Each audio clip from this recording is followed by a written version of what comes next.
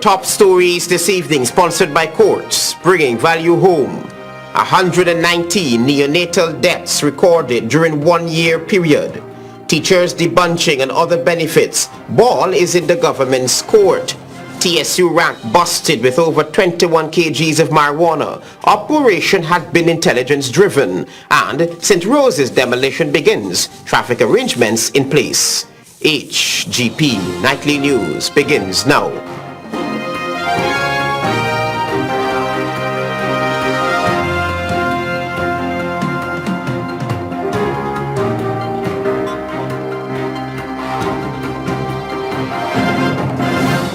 Good evening to our viewers here in Guyana and online. I'm Travis Chase with the Friday, July 13 edition of the HGP Nightly News. Here's what's happening.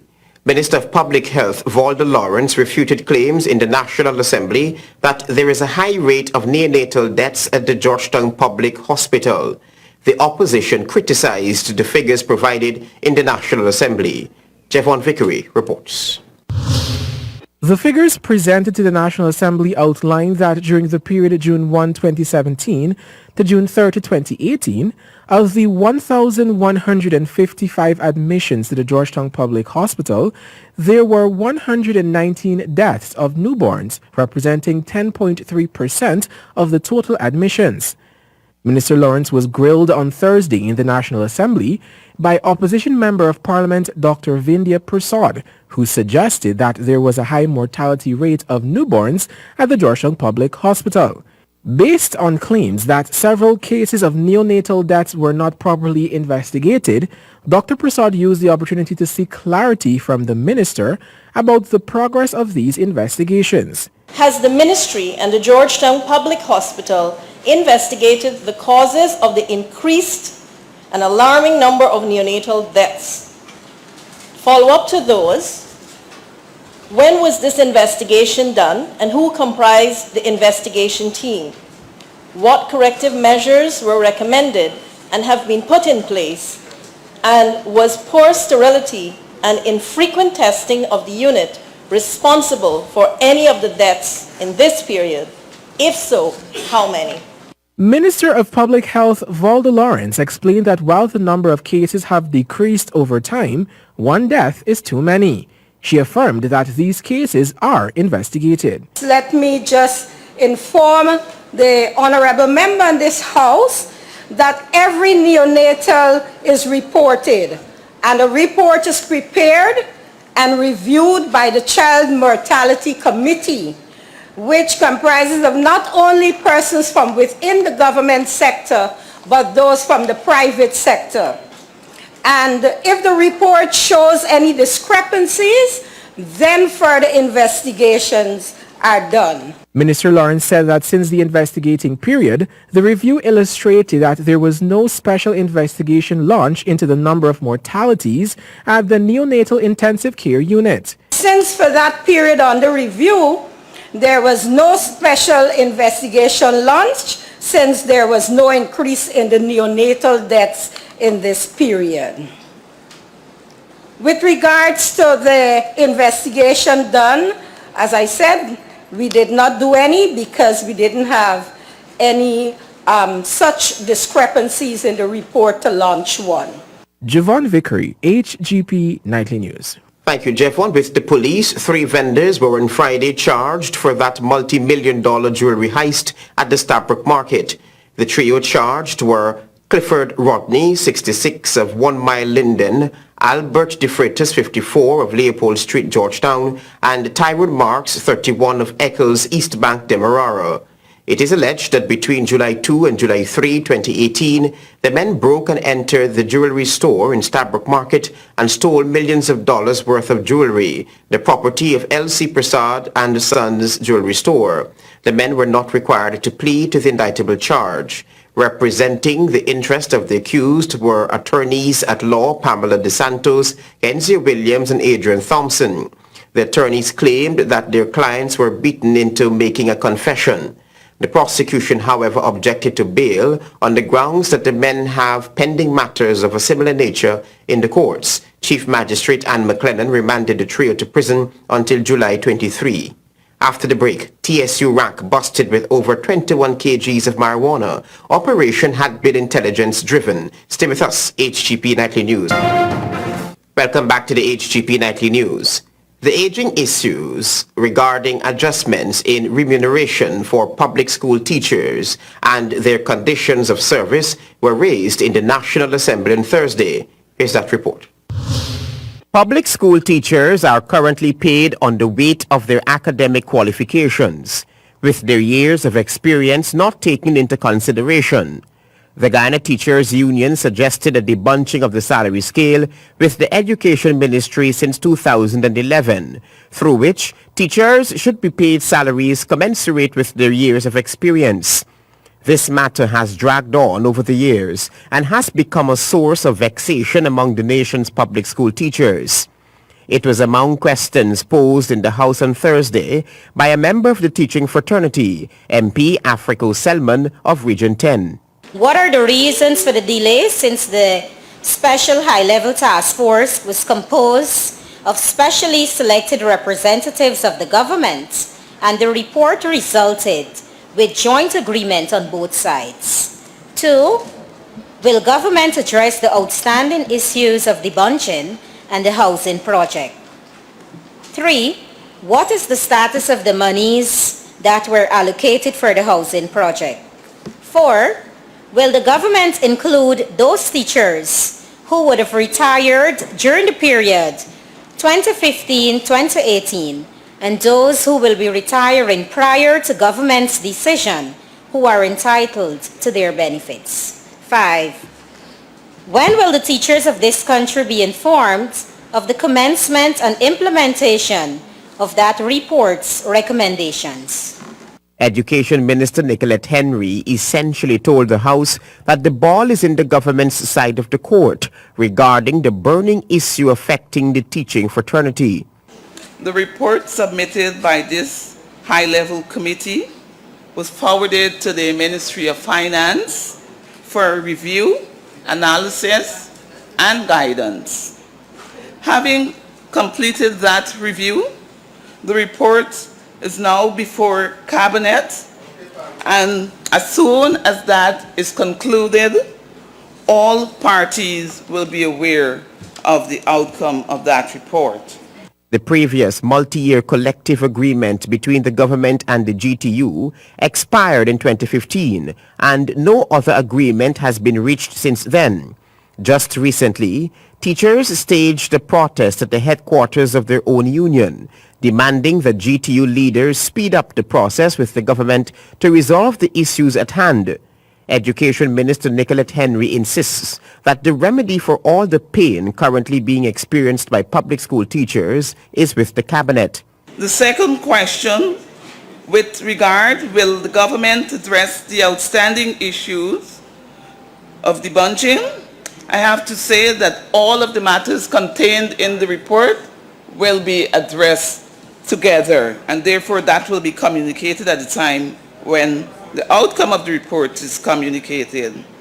The third question, what is the status of the monies that were allocated for the housing project? That money is currently in a bank account at the Bank of Guyana. There was no definitive answer as to whether teachers who have gone into retirement since the expiration of the previous collective agreement will derive any benefit from the recommendations of the working group established by the government. Travis Chase, HGP Nightly News. The demolition of the historic St. Rose's High School has begun. Here's Jevon Vickery with the story. The three-flat structure was built in 1869 to accommodate the growing student population and expanded in 1925. The building included an auditorium that was the largest of its kind in Georgetown for many years. Laboratories and classrooms were added in the late 1960s. Nightly News on Friday morning paid a visit to the demolition site. This newscast was informed that all safety requirements were met, including arrangements to ensure the smooth flow of traffic. The project's foreman, Lyndon Hellman, said that the project is projected to finish before the 4-week time frame. Tearing down a structure like this, will it be done before the 4 weeks, the time frame that you were given? Yeah, definitely, we're working towards that, but, must look at the weather factor, seeing that we still having the weather is coming in and out. And so, but once we having good weather, we are expected to meet up that time frame. They got it unforeseen. Is that if you meet the foundations or whatever. But so far, so good. It will take 25 men in approximately 4 weeks to demolish the historic St. Rose's High School to facilitate the construction of a new building that will be constructed by Courtney Benn Contracting Limited. The new building is expected to be completed within 24 months after demolition.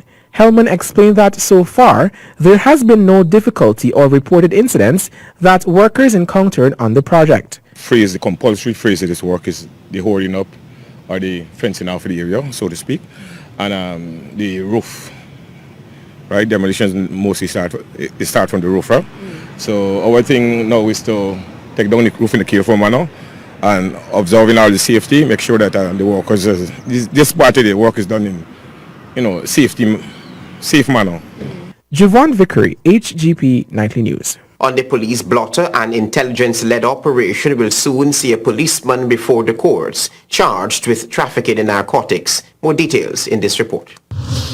Constable Delon Alexander of the Tactical Services Unit was on Friday morning arrested by his own colleagues, busted with several parcels of marijuana. Police Public Relations Officer Jairam Ramlakan, in confirming the bust, said that the arrest of Constable Alexander is as a result of intensified collaborative intelligence work by ranks of the Police Narcotics Branch and C Division Police. Constable Alexander is being booked for trafficking in narcotics. Nightly News understands that Alexander at the time had been driving a vehicle which was headed for Georgetown and was intercepted on the Cove and John Public Road just before 9 a.m. Friday. Police carried out a search of his vehicle and found several taped parcels of compressed marijuana, in excess of 21 kg, the force said. Police working on the case are questioning the constable to get to Alexander's supplier. He is being processed for court. Travis Chase, HGP Nightly News. Stay with us. There's more news ahead.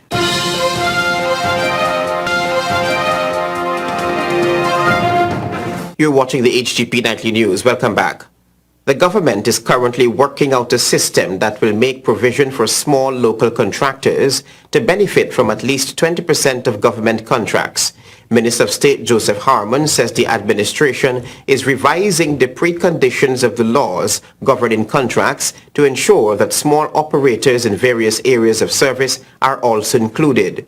The Government Information Unit states that Minister Harmon gave this assurance to Londoners while addressing the concerns of a resident who complained that he had spent millions of dollars tendering for contracts but was never able to qualify. Minister Harmon reminded Londoners that within the laws of Guyana, it is required that 20% of public contracts be awarded to small businesses. This year's top performers of the National Grade 6 Assessment Examinations were awarded with cash and other prizes on Friday. This story from Javon Vickery. Supported by their parents in the boardroom of the Ministry of Education, some of this year's top performers were awarded for their excellent performance at this year's National Grade 6 Assessment Examination. The awardees were given cash, umbrellas, hats, and other small tokens. The awardees were from this year's top 10 placements, which included over a dozen students. As part of their social responsibility, ANSI McCall this year teamed up with the Education Ministry to honor the students. Brand manager for ANSI McCall, Errol Nelson, explained that recognizing the accomplishments of young people has always been the focus of the company. Our company recognizes that our responsibility transcends that of profit making, but rather to truly engage and enrich our communities we serve.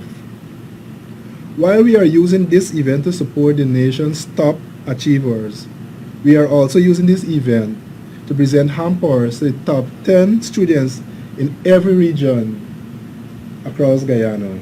Chief Education Officer Marcel Hudson encouraged the students to climb higher in their future endeavors, while asserting that the development of Guyana will need their future input and expertise. And so we want to recognize our students here today, and we trust and hope that you will continue to apply yourself to the development of this country what we don't want to find ourselves in a situation where we are exporting our best brains for the development of other countries. And so we want to recognize you as Guyanese and the students who are capable and who have the capacity to transform the landscape of this country. And so Meanwhile, Minister of Education Nicolette Henry said that teamwork and partnership among teachers, parents, and the Education Ministry will see an improvement in passes. And we know that in the case of education, we have to have all on board. It takes more than a village to raise a child. It takes the effort of all of us here in country to work towards the development of education. And so I'm very, very happy to partner with Ansa McCall this morning. And I trust that you enjoy your August occasion. I look forward to hearing great and better things as you move into your secondary school journey. Javon Vickery, HGP.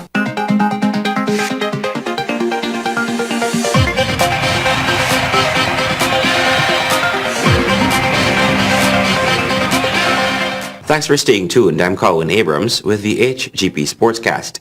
Ghana's youth provisional squads begin their encampment as preparation intensifies for the CFU and CONCACAF youth tournaments. Encampment began for the Caribbean Football Union Boys Under-14 Challenge Trophy and CONCACAF Girls Under-15 Championship, which will kick off in August. The boys will have their CFU engagements from August 2 to 12 in Curaçao, while the girls' CONCACAF Under-15 Championship will kick off from August 6 to 13 in Florida in the USA. The national encampment being held from July 8 to 16 at the Ghana Fire Service Training Facility, Lenora, features a provisional squad of 35 boys and 35 girls, with Brian Joseph and Aquila Costello being the assigned head coaches of the respective squads. Among the 34-member female squad named are 10 international-based players from Canada and the USA, selected by the Ghana Football Federation International Women's Coordinator, Paul Beresford, 23 from the GFF Academy Training Centers, and 1 from Region 1. Members of the boys' squad are all national players from the ATCs. Ghana is one of 5 countries placed in Group C of the CFU Boys Under-14 Challenge Trophy, along with Curaçao, Bonaire, Trinidad and Tobago, and Aruba, while the Under-15 girls have been placed in Group E with the Bahamas, Cayman Islands, and St. Lucia. Ghana is scheduled to play their first match in the Under-15 Championship against St. Lucia on August 6 at 11 hours, followed by Cayman Islands on August 7 at 9 hours and Bahamas on August 9 at 11 hours. The playoffs will begin on August 10 following the group qualifiers, with the final set for August 13 at 11 hours. A short list of the squad will be done at the conclusion of the current camp. 2 additional encampment periods are scheduled for July 22 to 26 and July 29 to August 1, respectively. Colin Abrams reporting for the HGP Sports. The ExxonMobil School Boys and Girls Under-14 football tournament continues this weekend, with both boys and girls in the semi-final stages. The girls' semi-finals will kick off at 12 hours with South Ruimveldt Secondary versus East Le Penitence and New Campbellville versus Charlestown Secondary. The boys' semi-finals will start at 14 hours with St. John's versus North Ruimveldt Multi, and at 15 hours Chase Academy versus Buxton Youth Development. ExxonMobil joins New Era Entertainment to launch their 5th annual futsal tournament. Stanford Howard filed this report. On Friday, the New Era launched their 5th annual futsal tournament, which is going to kick off from July 27th, with the final on the 18th of August at the MSC Hart Court in Linden. Manager Director of Mohammed's Enterprise, Nazar Mohammed, said he looks forward to the games being played in the right spirit. We are coming down to the end of the World Cup, and we see how well Russia has organized this tournament. There wasn't any conflict. It was well presented to the world, and so we expect that the competition would be in that same spirit. I want to tell everyone that we are always part of sports culture, and we will continue to be part of these sorts of activities. Secretary of the Futsal Association, Roll Adams, stated that the association applauds the initiative. New Era, has been at the forefront of futsal for many years, as we see 5 years now. And the GFF embraces anything football, whether it be female, males, beach. We are always there for football in any shape or form. We want to take this opportunity to commend the sponsors. Mohammed's, we know, has been like the backbone to the new era over the years, and we really compliment that. We've had Ansel McCall as well as Sell Smart, and we know the importance of having sponsorship and in development. And we hope that even as New Era continue along this line year after year, that they will continue to blaze a trail and futsal will have a revival in Guyana. Tier 1 McGarrell Stag representative said this event speaks about the commitment the beverage giant has for the sport. And I'm sure that we are going to be witnessing some great sportsmanship and performance from all the players. Nevertheless, I want to just wish all the players best of luck. May their best team win and to simply have fun. $2 million in cash and prizes are to be won with 20 teams competing. The first place team will walk away with $600,000, second place $250,000, third place $100,000, and fourth place $75,000. For the HGP Sport, I am Stanford Howard. Ghana will host 2 one-day international matches